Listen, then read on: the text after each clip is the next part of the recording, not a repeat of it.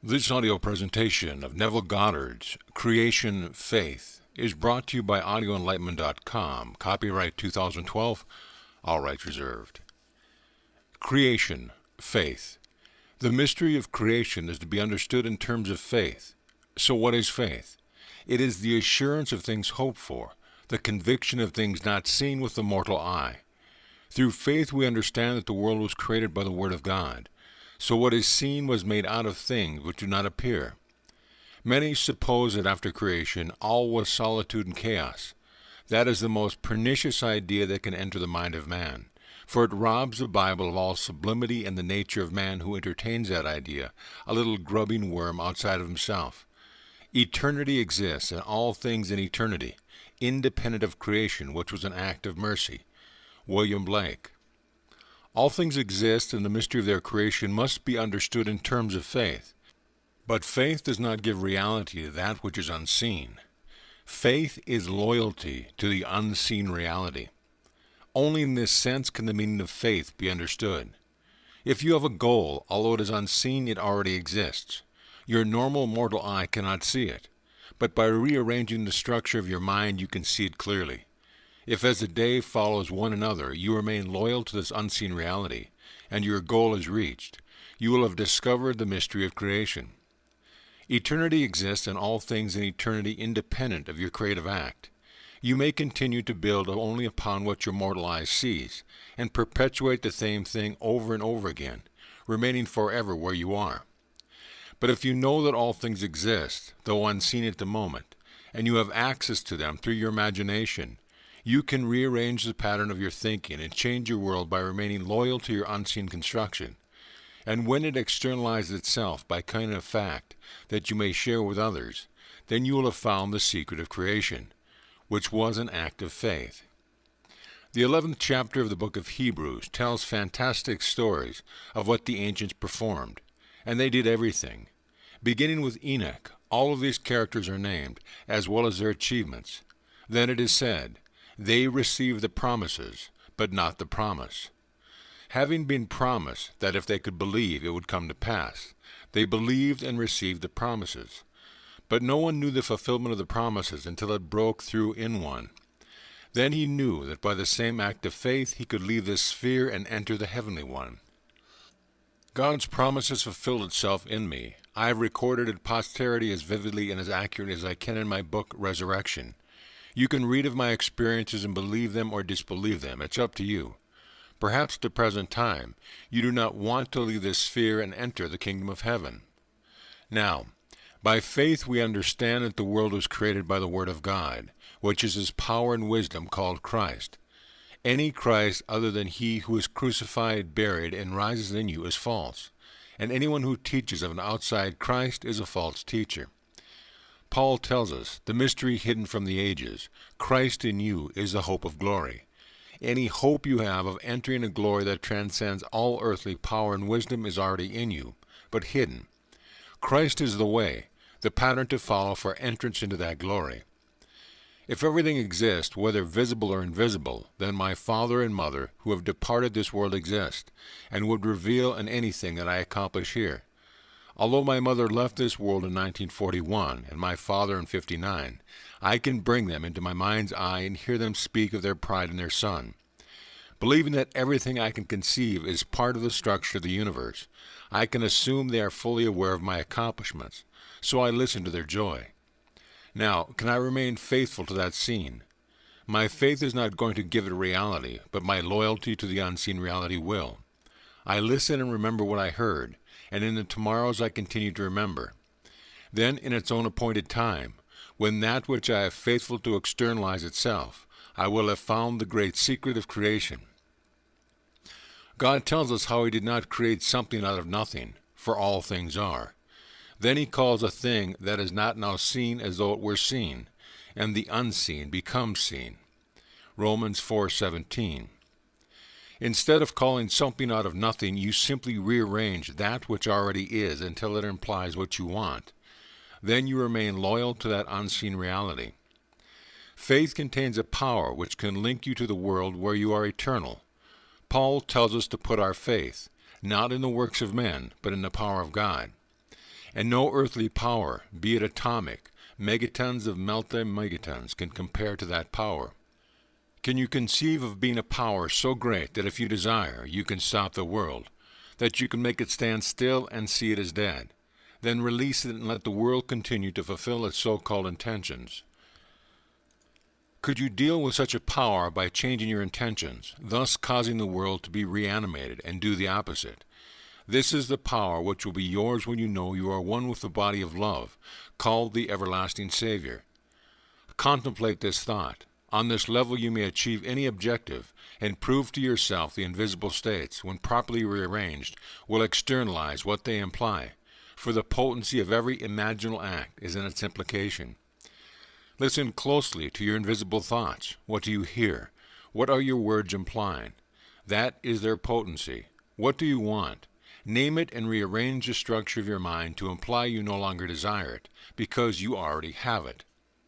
Perhaps another has injured you and caused you grief.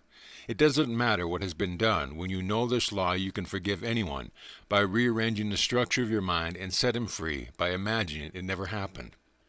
You see, there are two things that displease God. One is a lack of faith in I am He, and the other is eating of the tree of knowledge of good and evil by using yourself as the criteria as to what is good and what is evil. Unless you believe you are the seeming other who caused your grief, you will continue to reproduce the same unhappiness and miss your mark in life by dying in your sins. So without faith it is impossible to please yourself. For the moment, think of everything as existing now.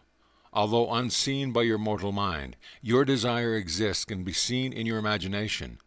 Although your father and mother may be unseen by the world, they exist, and the love they have for you has never passed away. Because all things are, you may use them or those who are now in this world. If, for instance, your friends heard of your good fortune, would they empathize with you or be envious? Do not choose one who would sympathize with you, for you do not want sympathy. You either want empathy or envy. If you know someone who, when hearing of your good fortune, would now go wild with envy, use her. Or if you know one who would rejoice because of your good fortune, take that image. It's your choice, but you must remain loyal to the unseen reality you have constructed. Your faith will not give it reality, for faith is your loyalty to the unseen reality. Abraham believed, and it was accounted unto him for righteousness, and all things come out of Abraham. Someone once defined faith as believing what is incredible, or it is no virtue at all. Hope is hoping when things are hopeless, or it is no virtue at all. And love is forgiving what is unforgivable, or it is no virtue at all. These are the three virtues under which the civilized world comes: faith, hope, and love. You may not be able to see the fulfillment of your desires with your mortal eye.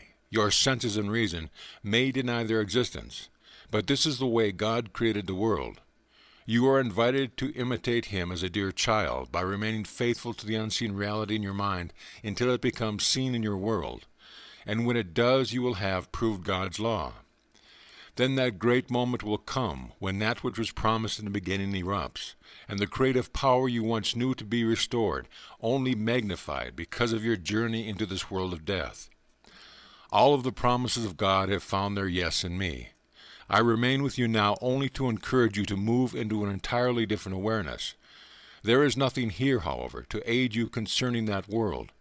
How can you understand God's power when you only know the power to burn wood and boil water?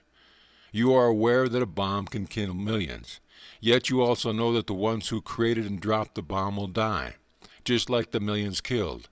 So you have nothing to compare to the power of that world, as it transcends anything known to man.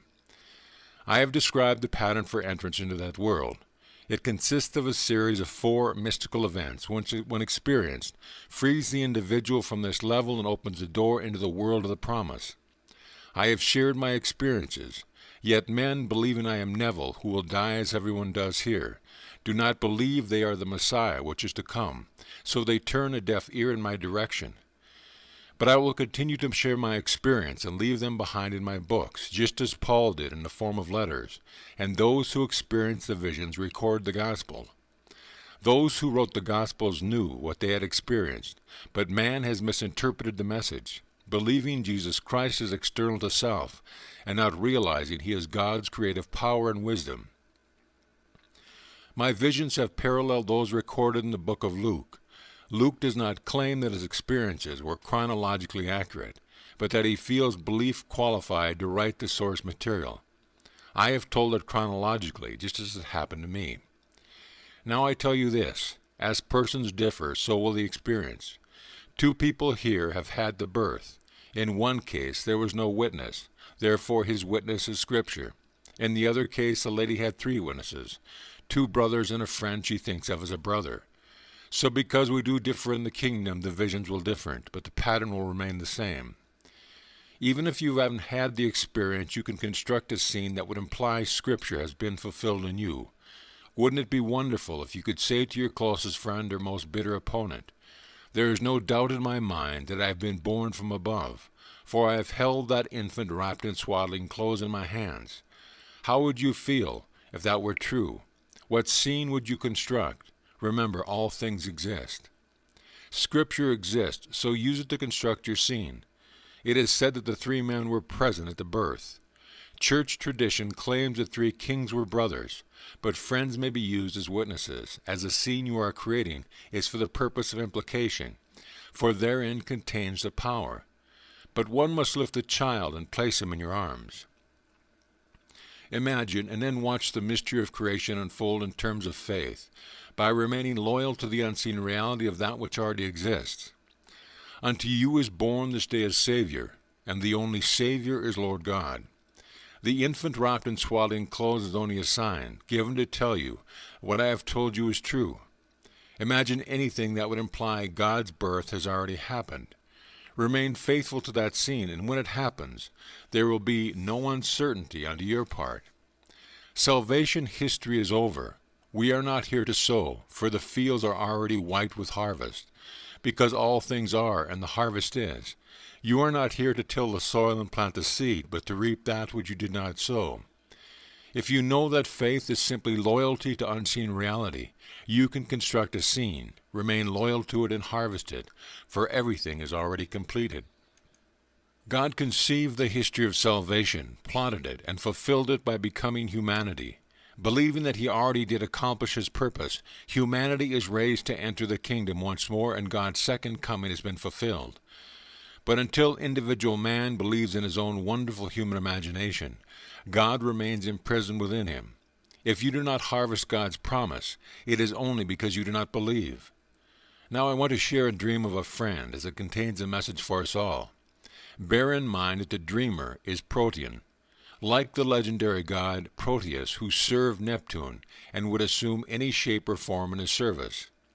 God is the dreamer in you and assumes the form of all the characters in your dream. In this lady's dream, she encounters her mother, yet knows she is herself. Her husband, yet her father was missing, and her mother said, "Listen, I can hear his voice." Then the scene changed, and she and her mother are being entertained by 4 little men, each 1 foot high. And she looked into the eyes of one of them. She realized he was her father. Calling her mother's attention to this fact, her mother approached, touched him, and said something in code. Then suddenly she knew that her father was not free to identify himself, and she woke sobbing. This dream speaks volumes. Remember, all dreams are egocentric, with God as a dreamer. Everyone is seeking the Father, the cause of the phenomena of life, not realizing he is imprisoned in all. Belief, however, will set him free.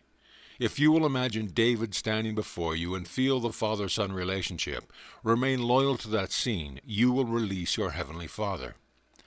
Because of one's former religious training, when the truth is heard that will set him free, he is torn between the two.